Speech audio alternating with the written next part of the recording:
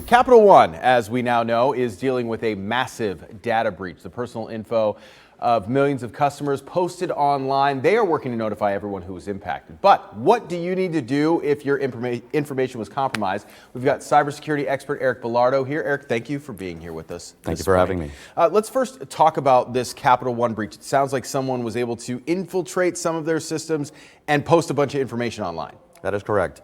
A computer expert from a hosting company, I believe that it was AWS, was able to penetrate a server that was hosting all the information in the cloud. That information was then exfiltrated and posted on social media. And we're talking about people's social security numbers, their credit card numbers and accounts maybe? Over 140,000 social security numbers and the information of over 1 million U.S. citizens and 6 million Canadian citizens. Or 100 million U.S. citizens. 100 million, correct. U.S. So there's a chance that maybe not everyone's social security number is out there, but there could be other information that's out there as part of it. What do we need to be looking for now if you're a Capital One customer? And does it even matter if you're a Capital One customer? Could you somehow be in this inside this breach as well? Yes. If you've ever applied between the years of 2005 to present, your information could have been in this breach. Wow. So we're talking a long time. What do we do? What do we do now? What sort of things should we be looking for, and how can we stop anything bad from happening as we look at it right now? So number one, all the customers out there should be monitoring their credit reports. Number one, you can do your freeze your credit report.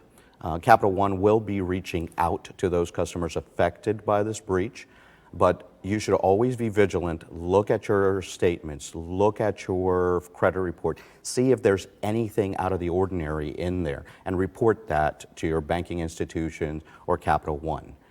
As I understand, Capital One will be offering credit protection, right, but that doesn't do very much. That's kind of like monitoring something after something happened. What happens when we freeze our credit report? Can you talk about what that actually means? So any actions that a banking institution or a credit institution or opening a credit account, when you freeze your account, those things are stopped. Okay. So if you freeze your account, before you apply for a mortgage, a car loan, or any other credit cards, you must unfreeze it again to allow those processes to continue. This is just one of many. Obviously, the biggest one before this that we were talking about last year was the Equifax breach. Lots of people wrapped up in that. But these things happen all the time, maybe not on the same scale. So it's something that we constantly have to be vigilant about. Just yesterday, we had reports of 7 other breaches from smaller companies. Wow. The challenge is that a lot of companies are looking at cybersecurity as a compliance action, not as a true security measure. So cybersecurity has become a compliance thing, a check in the block thing. So we should encourage companies to look at the security, the data privacy, and the data protection of the customers instead of just being a compliance action that they have to take. Check in the box, for sure. Eric Belardo, thank you so much for being here with us. Be vigilant. Change those passwords too, even if you don't think that you may be affected by this. Stay with us here on CW18. We'll be right back.